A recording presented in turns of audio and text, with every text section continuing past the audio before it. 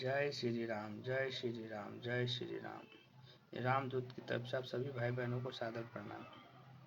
श्री हरि श्रीमद् गोस्वामी तुलसीदास विरचित श्री रामचरितमानस भगवान की जय।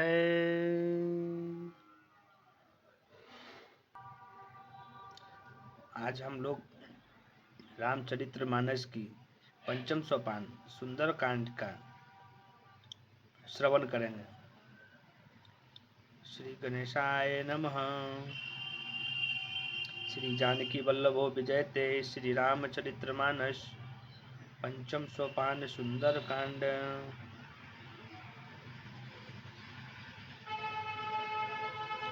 शांत सनातन प्रेम निष्पाप मोक्ष रूप परम शांति देने वाले ब्रह्मा शंभु और शेष जी से निरंतर सेवित वेदांत के द्वारा जानने योग्य सर्वव्यापक देवताओं में सबसे बड़े माया से मनुष्य रूप में दिखने वाले समस्त पापों को हरने वाले करुणा की खान रघुकुल में श्रेष्ठ तथा राजाओं के शिरोमणि राम कहलाने वाले जगदीश्वर की मैं वंदना करता हूँ। हे रघुनाथ जी, मैं सत्य कहता हूँ और फिर आप सबके अंतरात्मा ही हैं कि मेरे हृदय में दूसरी कोई इच्छा नहीं है। हे रघुकुल श्रेष्ठ, मुझे अपनी पूर्ण भक्ति दीजिए और मेरे मन को काम आदि दोषों से रहित कीजिए। अतुलित बलधामम हेम शैलावदेहम दनुज वन कृशानुम ज्ञानी नाम अग्रगण्यम सकल गुण निधानम वानरा नाधीशम रघुपति प्रिय भक्तम वात जातम नमामि। अतुल बल के धाम, सोने के पर्वत, सुमेरु के समान कांति युक्त शरीर वाले दैत्य रूपी वन के लिए अग्नि रूप अग्नियों में अग्रगण्य संपूर्ण गुणों के निधान वानरों के स्वामी श्री रघुनाथ जी के प्रिय भक्त पवन पुत्र हनुमान जी को मैं प्रणाम करता हूँ।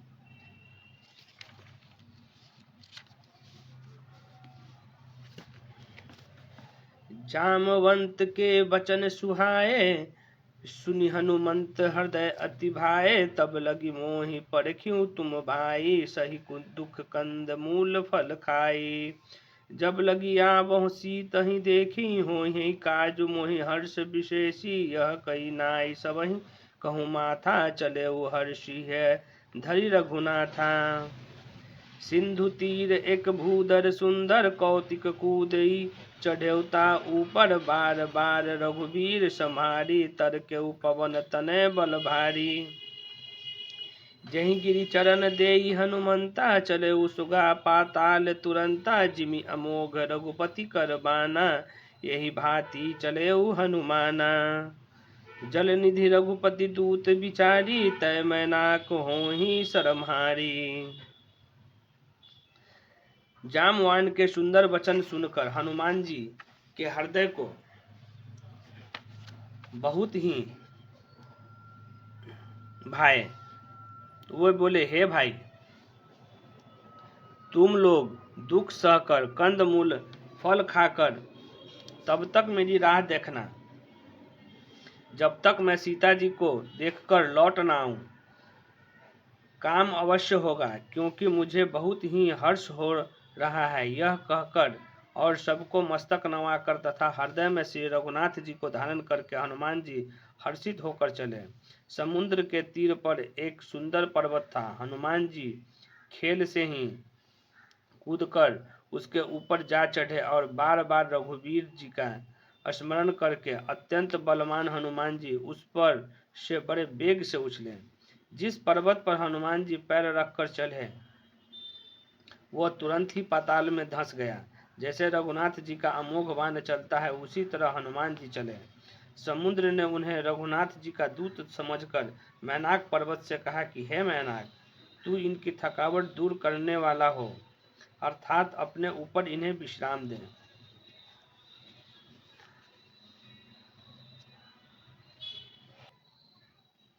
हनुमान तेहि परसा कर पुनि कीहि प्रणाम राम काजु कीहे बिनु मोहि कहाँ विश्राम। हनुमान जी ने उसे हाथ से छू दिया, फिर प्रणाम करके कहा, भाई श्री रामचंद्र जी का काम किए बिना मुझे विश्राम कहाँ। जात पवन सुत देवन देखा, जानेऊ कहूँ बल बुद्धि विशेषा। सुरसा नाम अहीं कह माता, पठई जा आई कहते ही बाता। आज सुरन मोहि दीह आहारा, सुनत बचन कह पवन कुमारा। राम काजु करी फिर मैं आवऊँ, सीता कई सुधि प्रभु सुनावऊँ। तब तब वतन बैठियऊ आई, सत्य कहूँ मोहि जान दमाई। कब नहु जतन देई नहीं जाना, अग्रस से न मोहि कहूँ हनुमाना। जो जन भरी तेहि बदनु पसारा, कपितनु कीहि दुगुन विस्तारा। सोरा जो जन मुख तेहि ठयऊ, तुरत पवन सुत 32 भयऊ। जस जस सुरसा बदनु पठावा, तासु दून कपि रूप देखावा। सत जो जन तेहि आनन कीहा, अति लघु रूप पवन सुत लीहा। बदन पैठी पुनि बाहर आवा, मांगा विदा ताहि सिरुनावा। मोहि सुरन जेहि लागी पठावा, बुद्धि बल मरमु तोर मैं पावा। देवताओं ने पवन पुत्र हनुमान जी को जाते देखा। उनकी विशेष बल बुद्धि को जानने के लिए उन्होंने सुरसा नामक सर्पों की माता को भेजा। उसने आकर हनुमान जी से यह बात कही, हे देव, आज देवताओं ने मुझे भोजन दिया है। यह वचन सुनकर पवन कुमार हनुमान जी ने कहा कि श्री राम जी का काम करके मैं लौट आऊं और सीता जी का खबर प्रभु को सुना दूं, तब मैं आकर तुम्हारे मुंह में घुस आऊंगा, तुम मुझे खा लेना।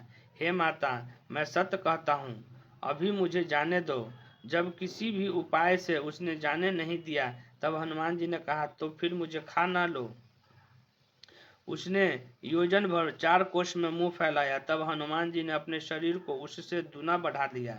उसने 16 योजन का मुख किया। हनुमान जी तुरंत ही 32 योजन के हो गए। जैसे जैसे सुरसा मुख का विस्तार बढ़ाती थी, हनुमान जी उसका दूना रूप दिखलाते थे। उसने 100 योजन माने 400 कोस का मुख किया, तब हनुमान जी ने बहुत ही छोटी रूप धारण कर लिया और वे उसके मुख में घुसकर तुरंत बाहर निकल आए और उसे सिर नवाकर विदा मांगने लगे। उन्होंने कहा, मैंने तुम्हारे बुद्धि बल का भेद पा लिया है, जिसके लिए देवताओं ने मुझे भेजा था। राम काजु सब करहूँ, तुम बल बुद्धि निधान। आशीष दे गई सो हर्षि चले हनुमान। तुम श्री रामचंद्र जी का सब काम करोगे, क्योंकि तुम बल बुद्धि के भंडार हो। यह आशीर्वाद देकर वो चली गई। तब हनुमान जी हर्षित होकर चले। निशिचर एक सिंधु महु रही, करी माया नभ के खग गई। जीव जंतु जे गगन उड़ाही, जल बिलोकित ही कै परछाई। गहई छा सक सो न उड़ाई, एहि विधि सदा गगन चर खाई। सोई छल हनुमान कह कीहा, तासु कपटु कपि तुरंत ही चीहा। ताहि मारी मारुत सुत बीरा, बारिध पार गयो मति धीरा। तहाँ जाई देखी बन शोभा, गुंजत चंचरी मधुलोभा। नाना तरु फल फूल सुहाए, खग मृग वृंद देखी मन भाए। शैल विशाल देखी एक आगे, तापर धाई चढ़ऊ भय त्यागे। उमा न कछु कपि कै अधिकाई, प्रभु प्रताप जो काल ही खाई। गिरि पर चढ़ई लंका तेहि देखी, कहीं न जाए अति दुर्ग विशेषी। अति उतंग जल निधि चहु पासा, कनक कोट कर परम प्रकाशा। समुद्र में एक राक्षसी रहती थी। वो माया करके आकाश में उड़ते हुए पक्षियों को पकड़ लेती थी। आकाश में जो जीव जंतु उड़ा करते थे, वो जल में उनकी परछाई देखकर उस परछाई को पकड़ लेती थी, जिससे वे उड़ नहीं सकते थे और जल में गिर पड़ते थे। इस प्रकार वो सदा आकाश में उड़ने वाले जीवों को खाया करती थी। उसने वही छल हनुमान जी से भी किया। हनुमान जी ने तुरंत ही उसका कपट पहचान लिया। पवन पुत्र धीर बुद्धि वीर हनुमान जी उसको मारकर समुद्र पार कर गए। वहां जाकर उन्होंने वन की शोभा देखी। मधु के लोभ से भौरे गुंजार कर रहे थे। अनेकों प्रकार के वृक्ष फल फूल से शोभित हैं। पक्षी और पशुओं के समूहों को देखकर तो वे मन में बहुत ही प्रसन्न हुए। सामने एक विशाल पर्वत देखकर हनुमान जी भय त्याग कर उस पर दौड़कर जा चढ़े। शिवजी कहते हैं, हे उमा, इसमें वानर हनुमान की कुछ बड़ाई नहीं है। यह प्रभु का प्रताप है जो काल को भी खा जाता है। पर्वत पर चढ़कर उन्होंने लंका देखी। बहुत ही बड़ा किला है, कुछ कहा नहीं जाता। वह अत्यंत ऊंचा है। उसके चारों ओर समुद्र है। सोने के परकोटे यानी चार दीवारी का परम प्रकाश हो रहा है। कनक कोटि विचित्र मणि कृत सुंदर तयाना घना चहट हट सुभट विधि चारुपुर बहुविधि बना। गजबाज खच्चर निकर पदचर रथ बरुथी को गने बहुरूप निशीचर जूथ अति बल सेन वर्णत नहीं बने। वन बाग उपवन वाटिका सर कूप बापी सोहही नर नाग सुर गंधर्व कन्या रूप मुनि मन मोहही। कहुमाल देह विशाल शैल समान अति बल गर्जहि नाना अखारन भी रही बहुविधि एक एक तरजही। करी जतन भट्ट कोटिन विकट तन नगर चहु दिशि रक्षहि कहूँ महिष मानुष धेनु खर अज खल निशाचर भक्षहि। एहि लागी तुलसीदासी की कथा कहू कछु एक है कही रघुबीर सर तीरथ सरही त्यागी गति पहै सही। विचित्र मणियों से जड़ा हुआ सोने का परकोटा है। उसके अंदर बहुत से सुंदर सुंदर घर हैं। चौराहे बाजार सुंदर मार्ग और गलियां हैं। सुंदर नगर बहुत प्रकार से सजा हुआ है। हाथी घोड़े खच्चरों के समूह तथा पैदल और रथों के समूहों को कौन गिन सकता है। उनके रूपों के राक्षसों के दल हैं। उनकी अत्यंत बलवती सेना वर्णन नहीं करते नहीं बनती। वन बाग उपवन बगीचे फुलवारी तालाब कुएं और बावलियां सुशोभित हैं। मनुष्य नाग देवताओं और गंधर्वों की कन्याएं अपने सौंदर्य से मुनियों के भी मनों को मोह लेती हैं। कहीं पर्वत के समान विशाल शरीर वाले बड़े ही बलवान पहलवान गरज रहे हैं। वे अनेकों अखाड़ों में बहुत प्रकार से भिड़ते और एक दूसरे को ललकारते हैं। भयंकर शरीर वाले करोड़ों योद्धा यत्न करके नगर की चारों दिशाओं में रखवाली करते हैं। कहीं दुष्ट राक्षस भैंसों मनुष्यों गायों गधों और बकरों को खा रहे हैं। तुलसीदास ने इनकी कथा इसलिए कुछ थोड़ी सी कही है कि ये निश्चय ही श्री रामचंद्र जी के बाण रूपी तीर्थ में शरीर को त्याग कर परम गति पावेंगे। पुर रखवारे देखी बहु कपि मन की विचार अति लघु रूप धरो निशी नगर करो पैसार। नगर के बहुसंख्य रखवालों को देखकर हनुमान जी ने मन में विचार किया कि अत्यंत छोटा रूप धरूं और रात के समय नगर में प्रवेश करूं। मसक समान रूप कपि धरही लंक ही चलऊं सुमर ही नर हरही। नाम लंकनी एक निशीचरी सो कह चलई सिमोहि निंदरी। जान ही नहीं मरमु सठ मोरा मोरा हार जहाँ लगी चोरा। मुठिका एक महाकपि हनी अरुदिर बमत धरनी धनमणि। पुनि संभारी उठी सो लंका जोड़ी पानी कर विनय सशंका। जब रावण ही ब्रह्मा बर दीहा चलत बिरंची कहा मोहि चीन्हा। विकल हो सीते कपि के मारे तब जान सु निशिचर संहारे। तात मोर अति पुण्य बहुता देखो नयन राम कर दूता।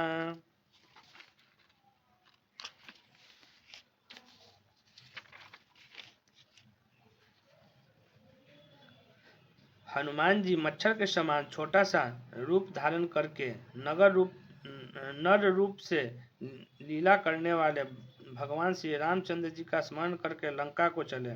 लंका के द्वार पर लंकनी नाम की एक राक्षसी रहती थी। वो बोली, मेरा निरादर करके बिना मुझसे पूछे कहाँ चला जा रहा है?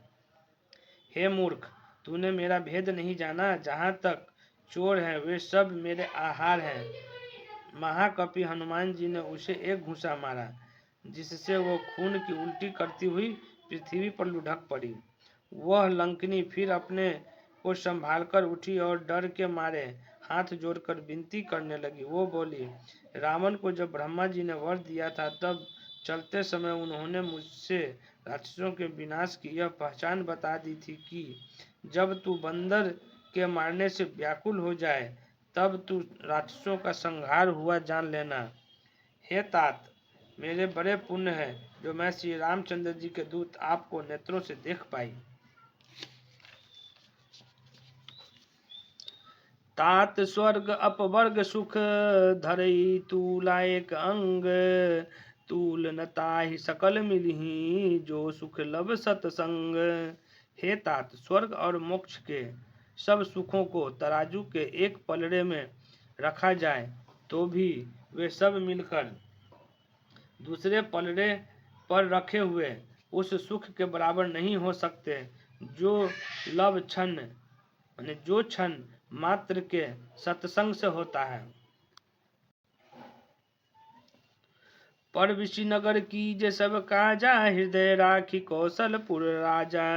गरल सुधारि पुकरहि मिताई, गोपद सिंधु अनल शीतलाई।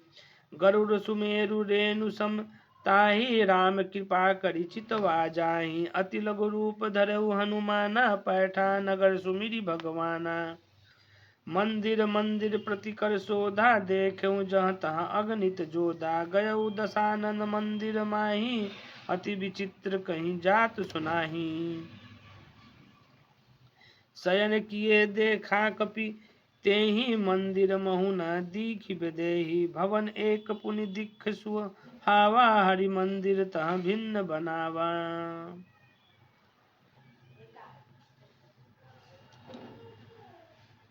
अयोध्यापुरी के राजा रघुनाथ जी को हृदय में रखे हुए नगर में प्रवेश करके सब काम कीजिए, उसके लिए विष अमृत हो जाता है। शत्रु मित्रता करने लगते हैं और समुद्र गाय के खुर के बराबर हो जाता है। अग्नि में शीतलता आ जाती है।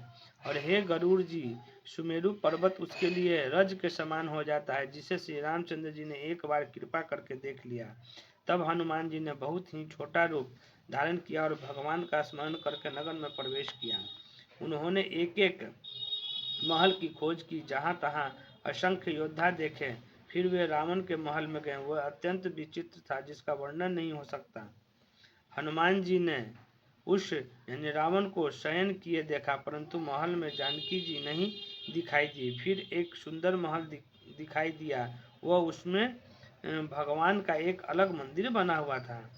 रामायुध अंकित गृह, शोभा बरनि न जाई। नव तुलसिका वृंदत, देखी हरस कपिराई। वो महल श्री राम जी के आयुध यानी धनुष बाण के चिन्हों से अंकित था।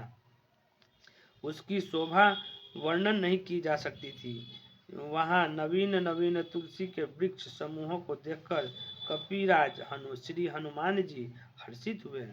लंका निश्चर निकर निवासा, यहाँ कहाँ सज्जन कर बासा। मन महुक तरक करे कपिलागा, ते ही समय विभीषण जागा।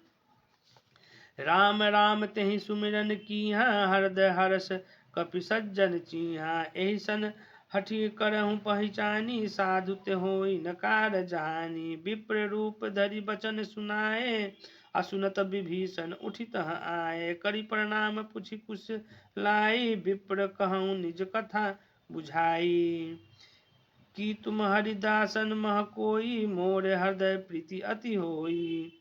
कि तुम रामु दीन अनुरागी, आयहु मोहि करन बर भागी।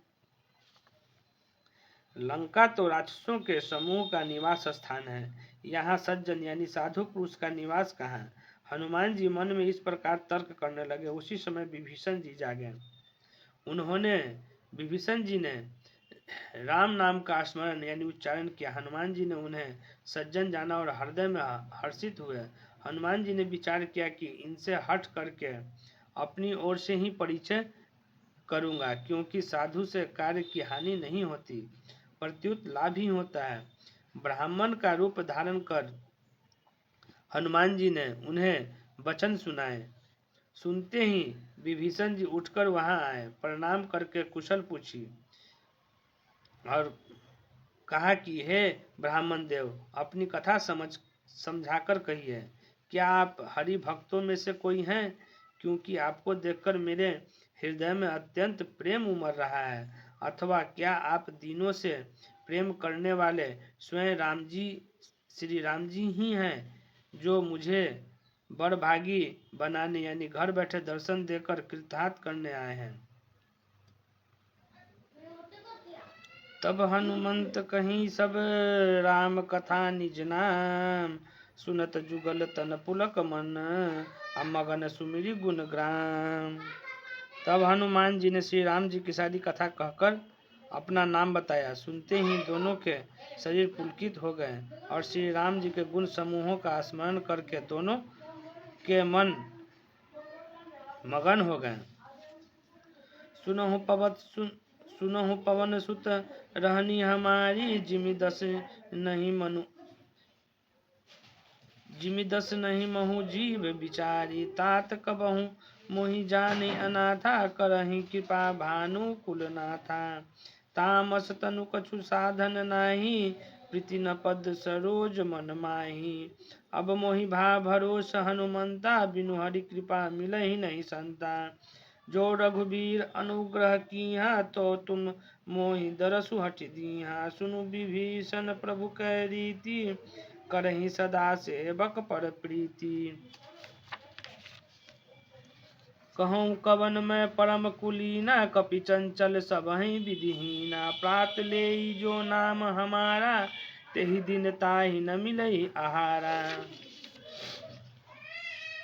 विभीषण जी ने कहा, हे पवन पुत्र, मेरी रहनी सुनो। मैं यहाँ वैसे ही रहता हूँ जैसे दांतों के बीच में बेचारी जीव। हे तात, मुझे अनाथ समझ जानकर सूर्यकुल के नाथ श्री रामचंद्र जी क्या कभी मुझ पर कृपा करेंगे? मेरा तामसी राक्षस शरीर होने से साधन तो कुछ बनता नहीं और न मन में श्री रामचंद्र जी के चरण कमलों में प्रेम ही है। परंतु हे हनुमान, आप अब मुझे विश्वास हो गया है कि श्री राम जी की मुझ पर कृपा है, क्योंकि श्री हरि की कृपा बिना संत नहीं मिलते। जब श्री रघुवीर ने कृपा की है, तभी तो आपने मुझे हट करके दर्शन दिए हैं। हनुमान जी ने कहा, हे विभीषण जी, सुनिए, प्रभु की यही रीति है कि वे सेवक पर सदा ही प्रेम किया करते हैं। भला कहिए, मैं ही कौन बड़ा कुलीन हूँ, जाति का चंचल बानर हूँ और सब प्रकार से नीच हूँ। प्रातःकाल जो हम लोगों यानी बंदर का नाम ले ले, तो उस दिन उसे भोजन न मिले। अस मैं अधम सखा सुनु, मोहु पर रघुबीर, की कृपा सुमिरी गुण भरे बिलोचन नीर। हे सखा, सुनिए, मैं ऐसा अधम हूँ, पर श्री रामचंद्र जी ने तो मुझ पर भी कृपा ही की है कि भगवान के गुणों का स्मरण करके हनुमान जी के दोनों नेत्रों में जल भर आया। जानत हूँ अस स्वामी बिसारी, फिर हित काय न होई दुखारी। एहि विधि कहत राम गुण ग्रामा, पावा अनिवार्य विश्रामा। पुनि सब कथा विभीषण कहीं, जही विधि जनक सुता तह रही। तब हनुमंत कहा, सुनु भ्राता, देखी चहु जानकी माता।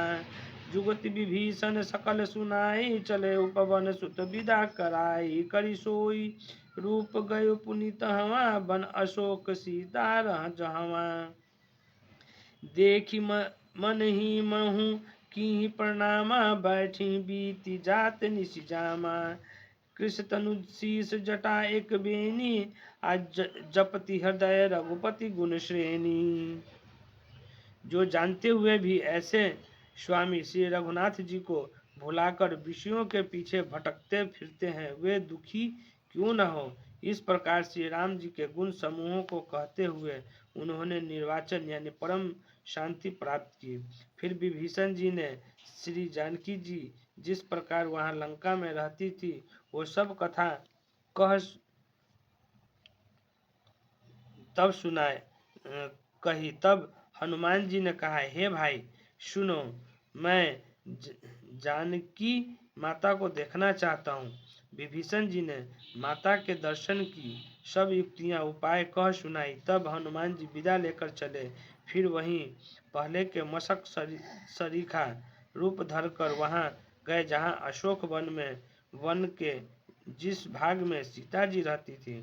सीता जी को देखकर हनुमान जी उन्हें मन ही में प्रणाम किया। उन्हें बैठे ही बैठे रात्रि के चारों पहर बीत जाते हैं। शरीर दुबला हो गया है, सिर पर जटाओं की एक वेणी यानी लट है।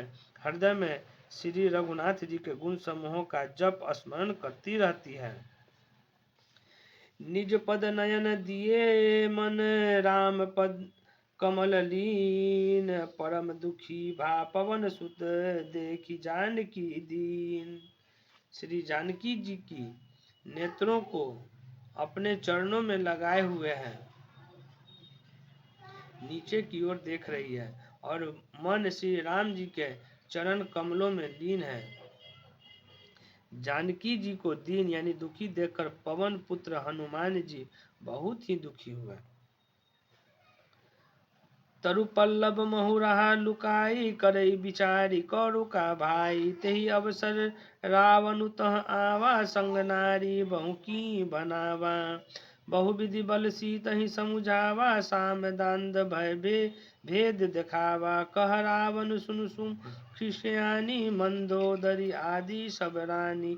तब अनुचरी करऊ पन मोरा, एक बार बिलोकू मम ओरा। तृण धरि ओट कहति वैदेही, सुमरी अवधपति परम शनेही। सुनु दस मुख अघोत प्रकाशा, कबहु की नलनी करई विकासा। असमन समुझ कहति जानकी, खल शुद्धि नहीं रघुबीर बानकी। सठ सूने हरि आनहि मोहि, अधम निलज्ज लाज नहीं तोही। हनुमान जी वृक्ष के पत्तों में छिप रहे हैं और विचार करने लगे कि हे भाई क्या करूं, इनका दुख कैसे दूर करूं। उसी समय बहुत सी स्त्रियों को साथ लिए सज धज कर रावण वहां आया। उस दुष्ट ने सीता जी को बहुत प्रकार से समझाया, साम दान दंड भय भेद दिखलाया। रावण ने कहा, हे सुमुखी, हे सियानी, सुनो, मंदोदरी आदि सब रानियों को मैं तुम्हारी दासी बना दूंगा। यह मेरा प्रण है। तुम एक बार मेरी ओर देखो तो सही। अपने परम स्नेही कौशलाधीश श्री रामचंद्र जी का स्मरण करके श्री जानकी जी ने तिनके की यार यानी पर्दा करके कहने लगी, हे दशमुख सुन, जुगनू के प्रकाश से कभी कमलिनी खिल सकती है। जानकी जी फिर कहती है, तू अपने लिए भी ऐसा ही मन में समझ ले। रे दुष्ट, मुझे रघुवीर के बाण की खबर नहीं है। तुझे रघुवीर की बाण की खबर नहीं है। रे पापी, तू मुझे सुने में हर लाया है। रे अधम निर्लज, तुझे लज्जा नहीं आती। आप हूँ सुनी खगोत सम, राम ही भानु समान। आप परुष बचन सुनि काढ़ी असी, बोला अति खिसियान। अपने को जुगनू के समान और रामचंद्र जी को सूर्य के समान सुनकर और सीता जी के कठोर वचनों को सुनकर रावण तलवार लेकर बड़े गुस्से में आकर बोला, सीता ते मम कृत अपमाना, अकटहूँ तब शीर कठिन कृपाना। नाही तब सपदि मानु मम बानी, सुमुखी होती न त जीवन हानि। श्याम सरोज दाम सम सुंदर, प्रभु भुज करई कर सम दस कंधर। सो भुज कंठ की तब असी घोरा, सुनु सठ अस प्रवान मन मोरा। चंद्रहास हरु मम परितापम रघुपति विरह हनल संजातम। शीतल निशित बहसी बरधारा अकह सीता हरु मम दुख भारा। सुनत बचन पुनि मारन धावा मैं तनया कही नीति बुझावा। कहसी सकल निशिचर बोलाई सीतहि बहु विधि त्रासु जाई। मास दिवस मोह कहा न माना तो मैं मार भी काठी कृपाना।